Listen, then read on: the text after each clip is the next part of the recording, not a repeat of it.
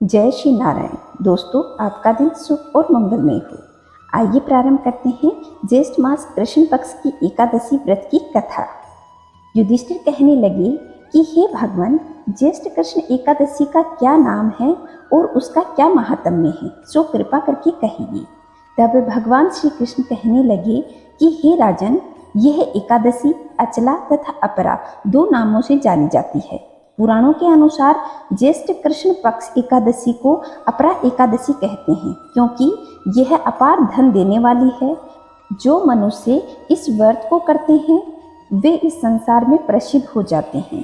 इस दिन भगवान त्रिविक्रम की पूजा की जाती है। अपरा एकादशी के व्रत के प्रभाव से ब्रह्म हत्या, भूत योनि, दूसरों की निंदा आदि के सब पाप दूर हो जाते हैं। इस व्रत को करने से पर स्त्री गमन, झूठी गवाही देना, झूठ बोलना, झूठे शास्त्र पढ़ना या बनाना, झूठा ज्योतिष बनाना तथा झूठा वेद बनना आदि सब पाप नष्ट हो जाते हैं। जो क्षत्रिय युद्ध में भाग जाए वे नरकगामी होते हैं, परंतु अपरा एकादशी के प्रभाव से वे स्वर्ग पद को प्राप्त होते हैं। जो शिष्य गुरु से शिक्षा ग्रहण करते हैं फिर उनकी निंदा करते हैं, वे अवश्य ही नरक में पड़ते हैं, मगर अपरा एकादशी के व्रत करने से वे इस पाप से मुक्त हो जाते हैं। जो फल तीनों पुष्कर में कार्तिक पूर्णिमा को स्नान करने या गंगा तट पे पिंड दान करने से प्राप्त होता है, वही पुण्य अपरा एकादशी के व्रत करने से प्राप्त होता है।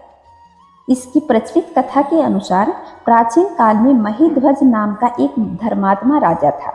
उसका छोटा भाई वज्रध्वज बड़ा ही क्रूर और अधर्मी अन्यायी था। वह अपने बड़े भाई से द्वेष रखता था। उस पापी ने एक दिन रात्रि के समय अपने बड़े भाई की हत्या कर दी और उसकी देह को एक जंगली पीपल के नीचे गाड़ दिया। इस अकाल मृत्यु से राजा प्रेत आत्मा के रूप में उसी पीपल पेड़ में रहने लगा और अनेक उत्पात करने लगा।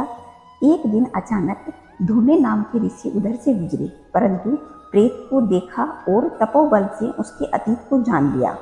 अपने तपोबल से प्रेत का उत्पात का कारण समझा। ऋषि ने प्रसन्न होकर उस प्रेत को पीपल के पेड़ से उतारा तथा परलोक विद्या का उपदेश दिया।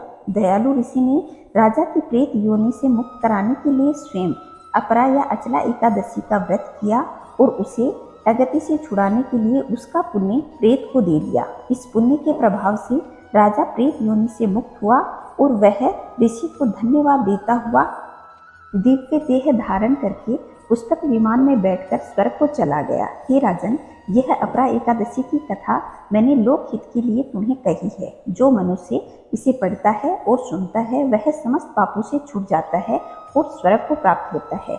इसलिए इस एकादशी का व्रत अवश्य करना चाहिए। तो दोस्तों, यह थी अपरा एकादशी व्रत की कथा। आशा करती हूँ आप लोगों को पसंद आई होगी। अगर वीडियो पसंद आया हो तो वीडियो को लाइक करें, शेयर करें और चैनल पे पहली बार आए तो चैनल को सब्सक्राइब करके पास के बेल आइकन को दबाएं। कमेंट में जय श्री नारायण अवश्य लिखिएगा। खुश रहें, मस्त रहें, चारों तरफ स्वच्छता बनाए रखें। जय श्री नारायण दोस्तों।